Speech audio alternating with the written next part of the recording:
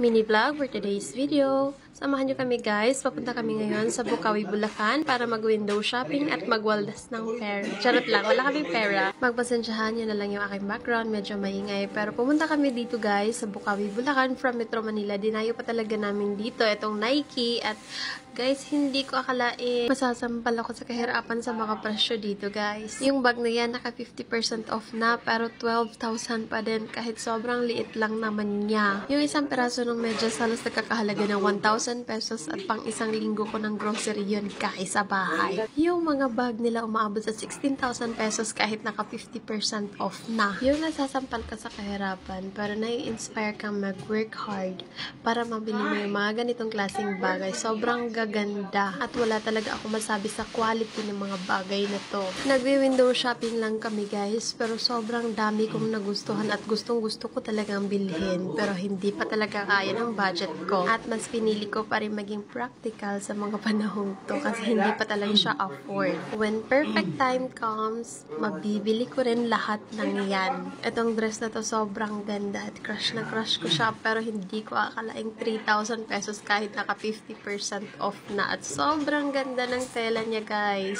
Pagpupunta ka pala dito sa Bukawi guys, marami silang mga high-end brands like Levi's, like Nike at iba pa. Pero dito talaga kami nagtagal sa Nike kasi bumili yung tsasawa ko ng slipper niya at yung ate niya bumili din ng mga hood para sa dalagitan niya. Sobrang dami ko nagustuhan dito guys pero kahit isa wala ako nabili kasi hindi ko akalain sobrang taas ng presyo pero sobrang worth it din naman yung quality ng mga item nila. Like itong purple na to guys, gustong gusto ko talaga siya at malapit ko na talaga siyang i-check out pero nagpipigil talaga ako sa sarili ko kasi marami pa akong gastusin na dapat unahin at i-priority. Kaya din po pala kami dumayo dito sa Bukawi, Bulacan guys kasi marami silang sale. Like dito sa sleeper na to, naka 40% off siya. So instead 1,600, nakuha lang namin siya ng 1,100. At pagkatapos namin mag-check out, umuwi agad kami dito sa Metro Manila para mag-dinner. Dito lang yan sa The Barn by Burro. Likod lang to guys sa Lasal, Maine. Ayan, sobrang trending niya ngayon kasi sobrang mumura ng mga pagkain, sobrang affordable